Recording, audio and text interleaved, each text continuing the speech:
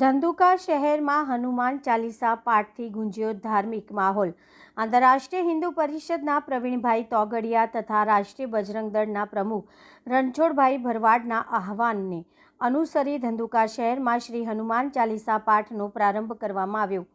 આ પાવન કાર્યક્રમ ભદુભાઈ અગ્રાવતની ઓફિસ ખાતે નિયમિત રીતે યોજાઈ રહ્યો છે। ગઈકાલે રાત્રે વિશેષ આયોજન અંતર્ગત હનુમાન ચાલીસા પાઠ ભદુભાઈ અગ્રાવતની ઓફિસ નીચે રામજી મંદિરની બહાર ચોકમાં રાખવામાં આવ્યો હતો, જેમાં મોટી સંખ્યામાં યુવાનો અને વડીલો ઉપસ્થિત રહી ભક્તિભાવપૂર્વક પાઠમાં જોડાયા હતા।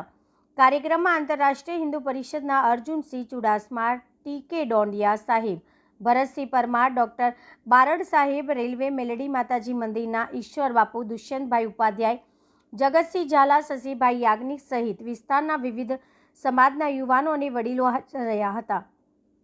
આ પ્રસંગે ભદુભાઈ અગ્રાવતે જણાવ્યું હતું કે શ્રી હનુમાન દાદાના ચાલીસા પાઠથી સમાજમાં ધર્મ જાગૃતિનો સંચાર થશે, સાથે સાથે સંસ્કાર અને ધાર્મિક એકતા મુજબ બનશે। તેમને ધંધુકા શહેરના દરેક વિસ્તારમાં દર શનિવાર અને મંગળવારે હનુમાન ચાલીસા પાઠ યોજવા માટે પણ સર્વની વિનંતી કરી હતી।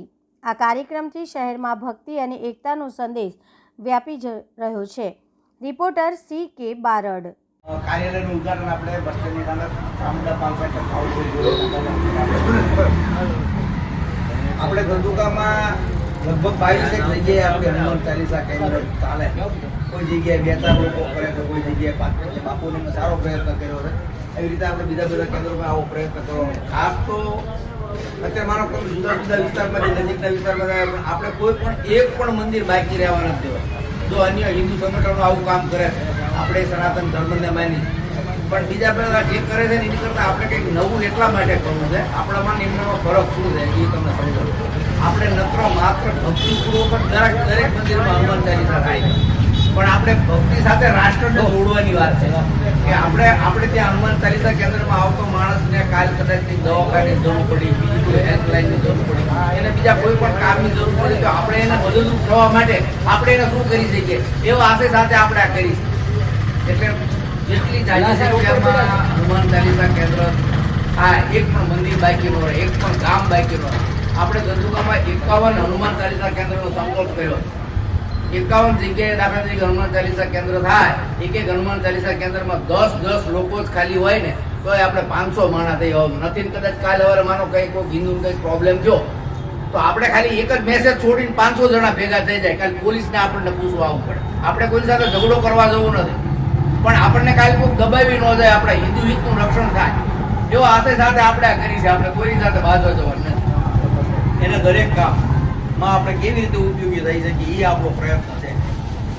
એટલે આવી સંખ્યામાં કાયમ આપણે હનુમાન ચાલીસા કેન્દ્ર કરશું। આ સિવાય તમારા ધ્યાનમાં કંઈક આવતું હોય ને તો એક અમતા અહીંયા કરવાની છૂટી છે। ઘણી વખત મંદિર ન હોતું, આવી રીતે ખુરશી ઉપર આપણે હનુમાન દાદાનો ફોટો મૂકીને આપણે કરી શકીએ। અને અમે બાપુને ખબર છે પુનિતનગરમાં એક બેને ચાલુ કર્યું, અને 8 કે 10 બેન હતી। મેં કીધું બરોબર છે, કરો હું જ સાહેબ કોઈ હું લેડીઝનું કેન્દ્ર છે પણ પહેલી વખત આવું છું, પછી કાયમ આપણે ન જઈ શકીએ, લેડીઝ કરતા મેં કીધું તમે કરો।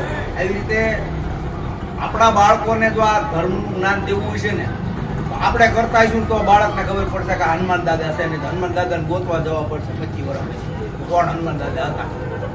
બીજા બધા સંપ્રદાયોની આપણે વાત કરી છે, ઓલા સંપ્રદાયવાળા આવું કરે, ઓલા સંપ્રદાયવાળા આમ કરે, ક્રિશ્ચનો રવિવારે જાય, ઓલા શુક્રવારે જાય, એક 1000 માણસો બધા હવોની બંદગી કરે છે, બરોબર। તો આપણે શનિવારે મંગળવારે એક અડધો કલાક 10 મિનિટ આપણે હનુમાન ચાલીસા ન કરી શકીએ? આવી ટેવ પાડવી જોઈએ, હું તો એવું માનું છું, અને તો જ આપણા બાળકોમાં ભવિષ્યના ઘડતરનું સિંચન થશે, બરોબર ને બાપુ? બીજું કંઈક